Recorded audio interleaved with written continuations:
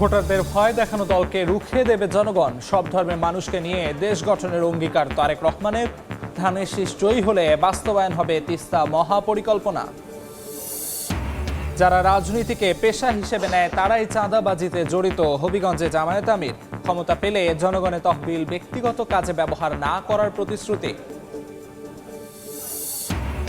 নির্বাচনের বাকি 4 দিন, শেষ সময় প্রচারণা তুঙ্গে। পাড়া মহল্লা গ্রামগঞ্জ চষে বেড়াচ্ছেন প্রার্থীরা।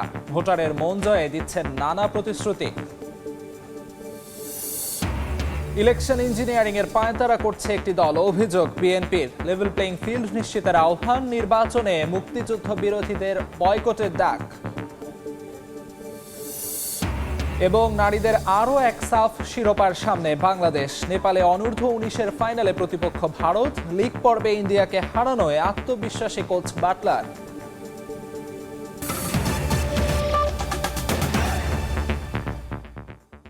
সময় সংবাদের সঙ্গে আছি আমি আমিরুল ইসলাম আলিফ। ভোটারদের ভয় দেখানো দলকে রুখে দেবে জনগণ, এমন মন্তব্য করেছেন বিএনপি চেয়ারম্যান তারেক রহমান। ক্ষমতায় গেলে ধর্মের বিচারে নয়, যোগ্যতার মাপকাঠিতে কর্মের প্রতিশ্রুতি দিয়েছেন তিনি।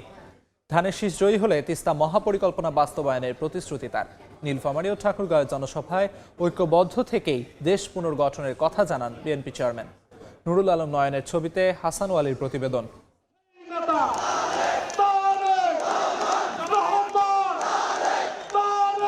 দুঃসময়ে দলের হাল ধরে রাখা মির্জা ফখরুল ইসলাম আলমগীরের ঠাকুরগাঁওয়ে তারেক রহমান 22 বছর পর নির্বাচনী জনসভায় অংশ নিতে উত্তরের এই জনপদে বিএনপি চেয়ারম্যান। একটি প্রত্যাশা নিয়ে অপেক্ষা করছে। বেলা 11:15টায় জনসভা স্থলে আসেন তারেক রহমান। তখন বিস্তৃত জেলা স্কুল মাঠ আর ঈদগাহ লোকে লোকারণ্য। ধানের শীষের স্লোগানে উত্তাল পুরো এলাকা। বক্তব্যের শুরুতেই উত্তরবঙ্গের উন্নয়ন নিয়ে নানা পরিকল্পনা তুলে ধরেন বিএনপি চেয়ারম্যান। বিমানবন্দর চালু, পাবলিক বিশ্ববিদ্যালয় স্থাপন সহ ঠাকুরগাঁও উন্নয়নের প্রতিশ্রুতি দেন তিনি। কৃষি প্রধান উত্তরাঞ্চলে কলকারখানা গড়ে কর্মসংস্থান তৈরির ঘোষণা দেন তারেক রহমান। পঞ্চগড় এবং ঠাকুরগাঁয় যে চিনি কল আছে, যে রেশম কারখানা আছে, পঞ্চগড়ে যে চা শিল্প আছে, এই শিল্পগুলোকে আবার আমরা গড়ে তুলতে চাই। যেখানে যেখানে প্রয়োজন আমরা কৃষকদের উপযোগী করে হিমাগার তৈরি করতে চাই। নারী, কৃষক, যুবকদের স্বাবলম্বী করতে ফ্যামিলি কার্ড সহ অন্যান্য পরিকল্পনা তুলে ধরেন বিএনপি চেয়ারম্যান। পরিকল্পনা বাস্তবায়নে ধানের শীষে ভোট চান তারেক রহমান। বলেন, জনগণই বিএনপির ক্ষমতার উৎস। বাংলাদেশের অর্ধেক জনসংখ্যা হচ্ছে নারী।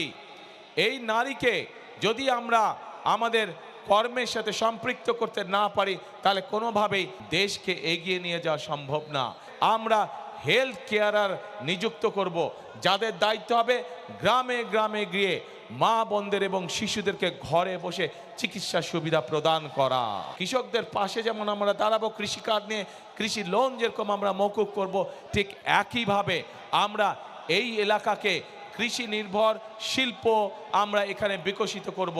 আমরা আমাদের যুবকদেরকে দিয়ে দক্ষ শ্রমিক গড়ে তুলতে চাই। এবারে শুধু জনপ্রতিনিধি নয়, বরং দেশ পুনর্গঠনের নির্বাচন মন্তব্য করে তারেক রহমান বলেন, ক্ষমতায় এলে ধর্ম দিয়ে বিচার নয়, বরং যোগ্যতা বিবেচনায় কর্ম নিশ্চিত করবে বিএনপি। 12 তারিখের নির্বাচনে যেমন জনগণের প্রতিনিধিকে নির্বাচিত করব, একইভাবে আমরা দেশ পুনর্গঠনের কাজে হাত দিব। আজ যদি আমি অন্য কোনো দলের বিপক্ষে কথা বলে থাকি, তাহলে জনগণের কি তাতে কোনো লাভ হবে?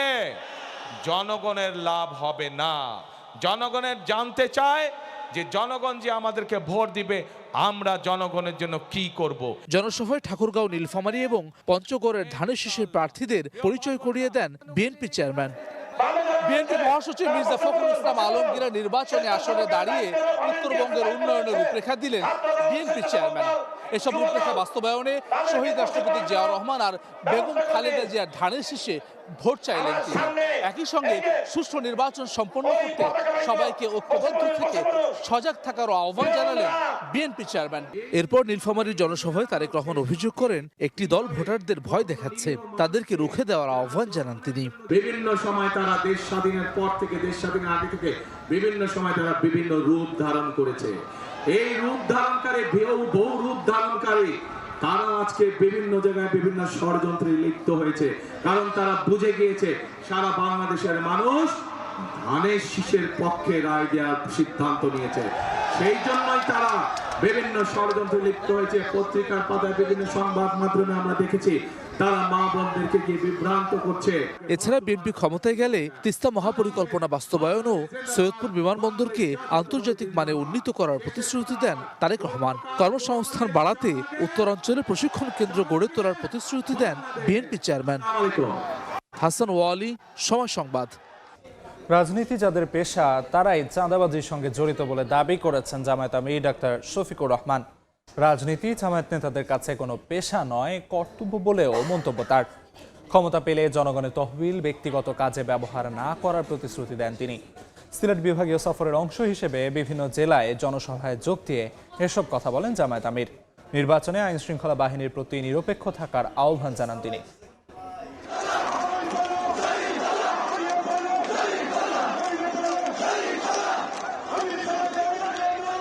হবিগঞ্জ নিউফিল্ড মাঠে সকাল থেকেই লোকে লোকারণ্য। নির্বাচনী জনসভায় অংশ নিতে শনিবার বেলা 11টার কিছু পরে আকাশপথে হবিগঞ্জ আসেন শফিকুর রহমান। জনসভায় অংশ নিয়ে প্রতিশ্রুতি দেন এ অঞ্চলের মৎস্য, বনজ ও খনিজ সম্পদ রক্ষা এবং সুষম ব্যবহারের। জামায়াত আমির বলেন, রাজনীতি যাদের পেশা তারাই চাঁদাবাজির সঙ্গে যুক্ত।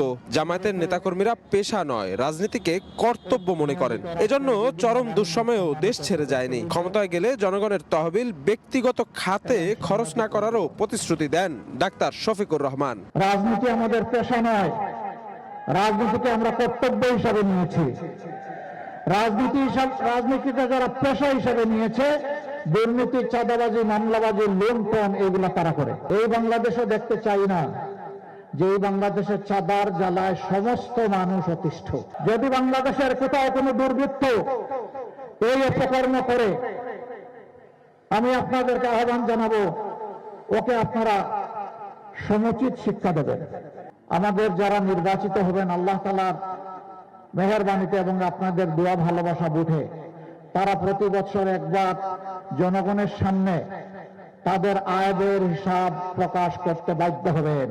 ঢাকায় আন্দোলনকারীদের ওপর পুলিশের চড়াও হওয়া প্রসঙ্গে জামায়াত আমির বলেন, যাদের কাজ আইন শৃঙ্খলা সমুন্নত রাখা তারাই জনগণের বিরুদ্ধে আইন হাতে তুলে নিলে ফল ভালো হয় না। এ সময় প্রশাসনকে আগামী নির্বাচনে কোনো দলের পক্ষ না নিয়ে 18 কোটি মানুষের পক্ষ নেবার আহ্বান জানান তিনি। নিরপেক্ষ অবাধ নির্বাচনের জন্য জনগণের যেমন দায়িত্ব আছে, রাষ্ট্রীয় কর্মকর্তা কর্মচারীদেরও সেই দায়িত্ব আছে। আমরা দোয়া করি তারা কোনো দলের নয়, ব্যক্তির নয়, তারা সেদিন হবেন 18 কোটি মানুষের। তারা সেদিন হবে কার? 18 কোটি মানুষের। আর আমি ঘোষণা দিচ্ছি, আমি জামাতে ইসলামের বিজয় চাই না, আমি চাই বাংলাদেশের 18 কোটি মানুষের বিজয়। হবিগঞ্জের পর মৌলভীবাজারের কুলাউড়ায় জনসভায় যোগ দেন জামায়াত আমির। বলেন, ক্ষমতায় গেলে চাঁদাবাজি ও দুর্নীতিমুক্ত বাংলাদেশ গড়ে তোলা হবে। এই বাংলাদেশকে আমরা পাল্টে দিতে চাই, আমরা নতুন বাংলাদেশ চাই। এই 12 তারিখ দায়িত্বশীল একটা ভোট আর বাংলাদেশের 300 আসন বা সিট, আমরা যুবকদের প্রত্যাশার বাংলাদেশ করতে চাই, আমরা মা বোনদের নিরাপদ বাংলাদেশ করতে চাই, আমরা শ্রমিকদের মর্যাদাপূর্ণ অধিকারের বাংলাদেশ করতে চাই। এসব জনসভা থেকে গণভোটে হ্যাঁ এর পক্ষেও প্রচারণা চালান জামায়াত আমির। ঢাকার বাইরের শেষ নির্বাচনী প্রচারণা সফরের অংশ হিসেবে আজ দিনব্যাপী সিলেট বিভাগের বিভিন্ন এলাকায় জনসভায় অংশ নেবেন জামায়াত আমির ডাক্তার শফিকুর রহমান। ন্যায় ও ইনসাফ ভিত্তিক দেশ গঠনে এই অঞ্চলের মানুষদের জন্য আগামী দিনে তার কি পরিকল্পনা রয়েছে তা জানাবেন বিভিন্ন কর্মসূচিতে অংশ নিয়ে। শফিক মুন্সি, সময় সংবাদ। মিয়ানমারের সংঘাতের জেরে কক্সবাজারে আরাকান আর্মি ছোড়া গুলিতে আহত হুজাইফা চিকিৎসাধীন অবস্থায় মারা গেছে।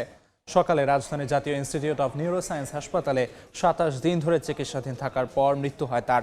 গত 11 জানুয়ারি মিয়ানমারের রাখাইন রাজ্য থেকে আরাকান আর্মির ছোড়া গুলিতে আহত হয় টেকনাফের ওয়েকং এলাকার 9 বছরের শিশু হুজাইফা।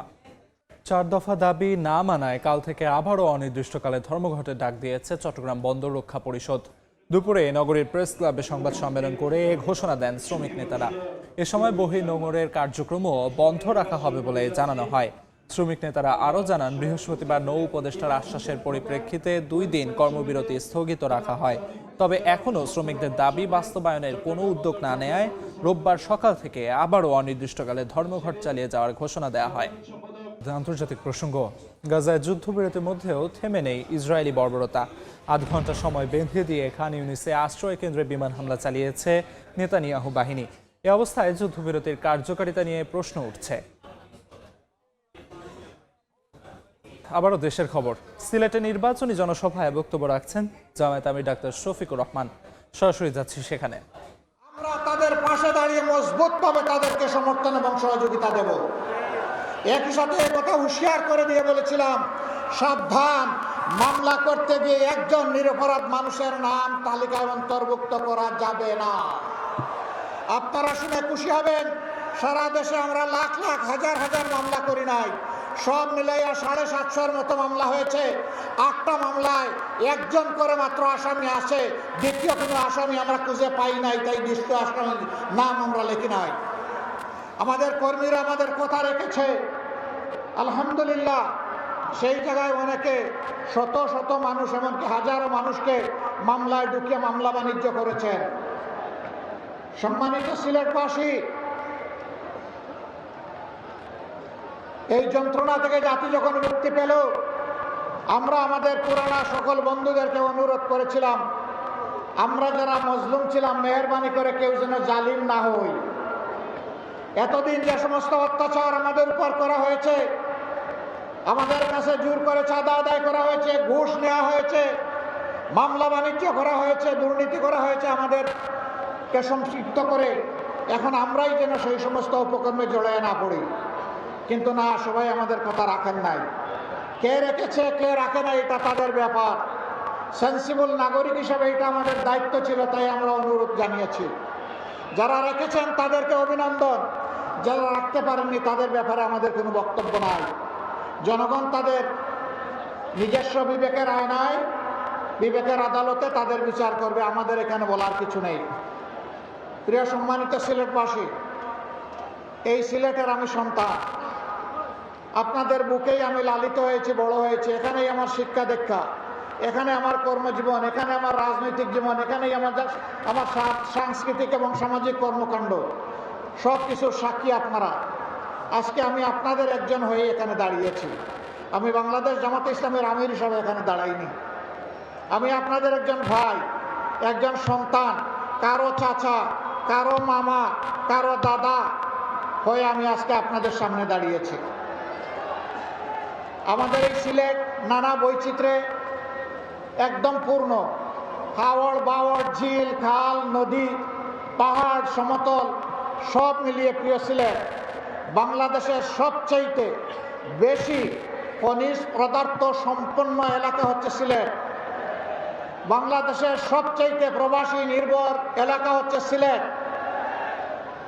দুঃখের বিষয়, এই খনিজ পদার্থের যে সমস্ত ভাগ এবং হিস্সা সিলেটবাসীর পাওয়ার কথা, তা সর্বক্ষেত্রে সিলেটবাসী পাচ্ছে না।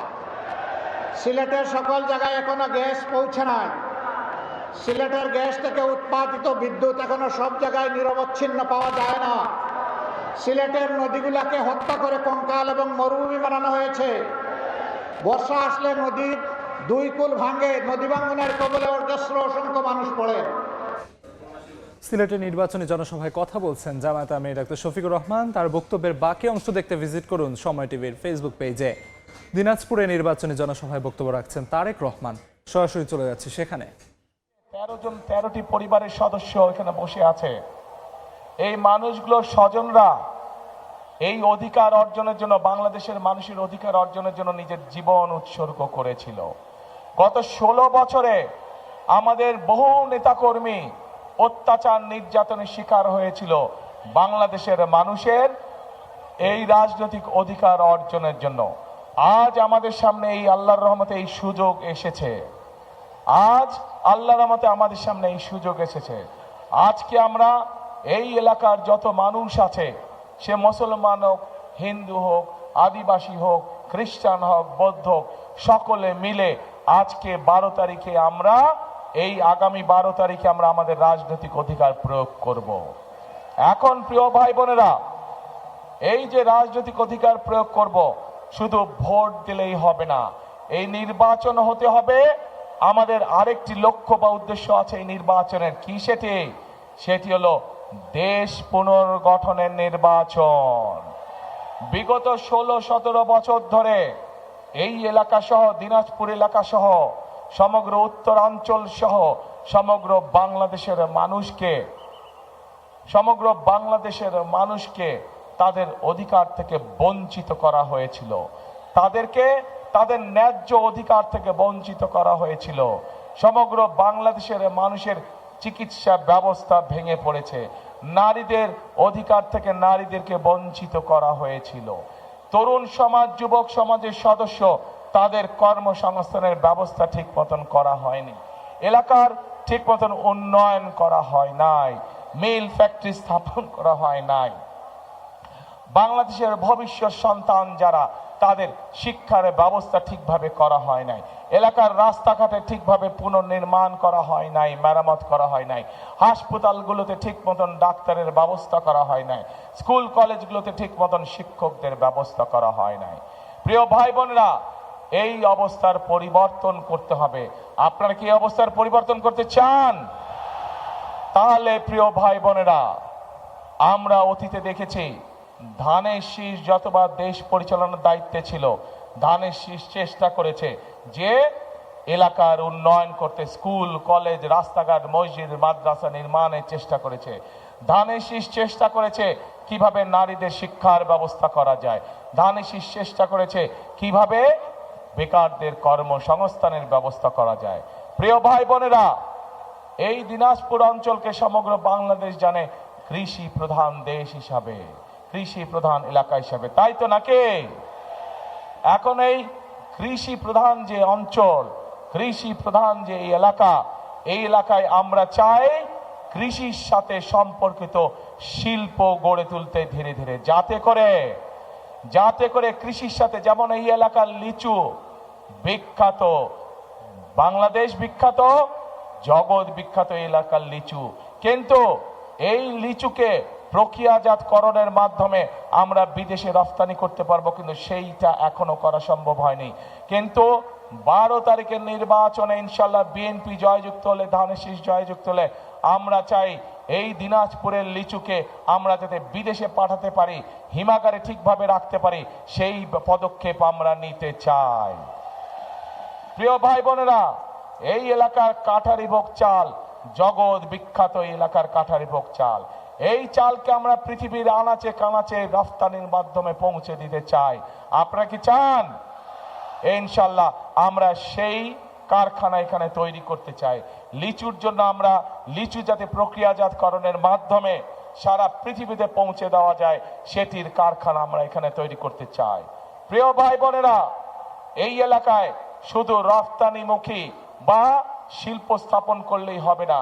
আমাদের এলাকায়, এই এলাকায় বহু তরুণ যুবক আছে, যুবক আছে, যুব সমাজের সদস্য আছে, তাদের শিক্ষার আলো আছে, কিন্তু তাদের কর্মসংস্থান নেই। আমরা চাই এই এলাকায় বিভিন্ন রকম ভোকেশনাল এবং ট্রেনিং ইনস্টিটিউট তৈরি করতে, যার মাধ্যমে এই এলাকার ছেলে মেয়েদেরকে আমরা বিভিন্ন বিষয়ে ট্রেনিং দিতে চাই, বিদেশি ভাষা শিক্ষা দিতে চাই আমরা, যার মাধ্যমে তারা দেশেই হোক বিদেশেই হোক কর্মসংস্থান করতে পারে, নিজেদের কর্মের ব্যবস্থা করতে পারে। কি ভাই, এটি কি করব আমরা? এই ভোকেশনাল ট্রেনিং ইনস্টিটিউট করব? আচ্ছা, যদি করতে বলতে হবে তো ভাই কি করব, আমি তো বলছি করব, আপনাদের যদি বলেন চাই, তখন ইনশাল্লাহ আমরা করব। চাই ইনশাল্লাহ। এখন প্রিয় ভাই বোনেরা, শুধু তাই নয়, এই যে মঞ্চের চারিদিকে হাজার হাজার মা বোনেরা আছেন, মঞ্চের ডানে বামে হাজার হাজার মা বোনেরা আছেন, এই মা বোনদের শিক্ষার জন্য এই এলাকার সন্তান খালেদা জিয়া, উনি যখন দেশ পরিচালনার দায়িত্বে ছিলেন, তখন সারা দেশে মেয়েদের শিক্ষার ব্যবস্থা ফ্রি করে দিয়ে গেছিলেন ইন্টারমিডিয়েট পর্যন্ত। সকল মা বোনদের কাছে আমরা ফ্যামিলি কার্ড পৌঁছে দিতে চাই, এবং এই ফ্যামিলি কার্ডের মাধ্যমে আমরা প্রতি মাসে মা বোনদের কাছে সরকার থেকে একটি নির্দিষ্ট পরিমাণ সহযোগিতা পৌঁছে দিতে চাই, যার মাধ্যমে তারা অর্থনৈতিকভাবে ধীরে ধীরে স্বাবলম্বী হয়ে উঠতে পারে। প্রিয় ভাই বোনেরা, আমরা সিদ্ধান্ত গ্রহণ করেছি এই এলাকা সহ সমগ্র বাংলাদেশি কৃষি প্রধান দেশ একটি, সমগ্র বাংলাদেশ, কিন্তু দিনাজপুর অঞ্চল কৃষি প্রধান অঞ্চল। সেই জন্য আমরা সিদ্ধান্ত গ্রহণ করেছি যে সকল কৃষকের 10,000 টাকা পর্যন্ত কৃষি ঋণ আছে তাদেরকে সেই 10,000 টাকা পর্যন্ত কৃষি ঋণ সুদ সহ আগামী বিএনপি সরকার মওকুফ করে দিতে চায়। 10,000 টাকা পর্যন্ত সুদের এবং ঋণ কৃষক ভাইদেরকে শোধ করতে হবে না, সেটি আপনাদের হয়ে সরকার সম্পূর্ণভাবে সেটা মওকুফ করে দিবে। শুধু তাই নয় প্রিয় ভাই বোনেরা, এই অঞ্চলের বহু মানুষ বিভিন্ন রেজিস্টার্ড এনজিওর কাছ থেকে ক্ষুদ্র ক্ষুদ্র ঋণ গ্রহণ করেছে নিজের জীবনযাপন সংসার চালানোর জন্য, করেছেন না? এই ক্ষুদ্র ঋণও আমরা সরকারের পক্ষ থেকে শোধ করে দিতে চাই। এই ক্ষুদ্র ঋণের বোঝা আমরা চাই না আমাদের এলাকার মানুষ বহন করুক। প্রিয় ভাই বোনেরা, মা বোনদের হাতে যেরকম আমরা ফ্যামিলি কার্ড পৌঁছে দিতে চাই, ঠিক একইভাবে কৃষক ভাইদের হাতে আমরা কৃষি কার্ড পৌঁছে দিতে চাই। যেই কৃষি কার্ডের মাধ্যমে কৃষক ভাইরা তাদের ঋণ পেতে সুবিধা হবে, যেই কৃষক কার্ডের মাধ্যমে আমরা কৃষক ভাইদের কাছে তাদের যে পরিমাণ জমি সেইটি হিসাব করে আমরা তাদের কাছে তাদের প্রয়োজনীয় বীজ, সার, কীটনাশক পৌঁছে দিতে চাই, যাতে করে তাদেরকে অন্যের পেছনে পেছনে ঘুরতে না হয়। সরাসরি সরকারের পক্ষ থেকে সরাসরি কৃষক ভাইদের কাছে তাদের সহযোগিতা পৌঁছে যাবে, যার ফলে ধীরে ধীরে কৃষক ভাইদের অর্থনৈতিক মেরুদণ্ড মজবুত হবে ইনশাআল্লাহ। প্রিয় ভাই বোনেরা, আমরা চাই এই এলাকা সহ সমগ্র বাংলাদেশে এক শ্রেণীর মানুষ আছে যারা জীবন থেকে মৃত্যু পর্যন্ত আমাদের সঙ্গে থাকেন, জীবনের বাঁকে বাঁকে বিভিন্ন বিপদে আপদে আমাদেরকে পরামর্শ দিয়ে থাকেন। কারা তারা হচ্ছেন আমাদের মসজিদ মক্তবের খতিব সাহেবরা, ইমাম সাহেবরা, মুয়াজ্জিম সাহেবরা সহ অন্য ধর্মের ধর্মীয় গুরু যারা আছেন তারা, এইসব ধর্মীয় ব্যক্তিত্ব। আমরা চাই সরকারের পক্ষ থেকে এইসব ধর্মীয় ব্যক্তিরা যাতে সম্মানের সঙ্গে বাস করতে পারেন, সেই জন্য সরকার থেকে আমরা প্রতি মাসে তাদের জন্য একটি সম্মানের ব্যবস্থা করতে চাই, যাতে তারা সম্মানের সঙ্গে জীবন যাপন করতে পারেন। প্রিয় ভাই বোনেরা, আমরা চাই আমাদের মা বোনরা, শিশুরা, সন্তানরা ঘরে বসে ছোটখাটো অসুখ বিসুখের চিকিৎসা যাতে ঘরে বসেই হতে পারে, সেই জন্য সমগ্র বাংলাদেশে পর্যায়ক্রমিকভাবে আমরা 1 লক্ষ হেলথ কেয়ারার নিযুক্ত করতে চাই। তাদের কাজ হবে গ্রামে গ্রামে ঘরে ঘরে গিয়ে মা বোনদেরকে, শিশুদেরকে যে সকল অসুখ বিসুখ ঘরে বসে ঠিক করে দেওয়া যায়, হাসপাতালে যাওয়ার প্রয়োজন হয় না, সে মা বোনদেরকে সেই চিকিৎসা সুবিধা তাদেরকে ঘরে পৌঁছে দিতে চায়।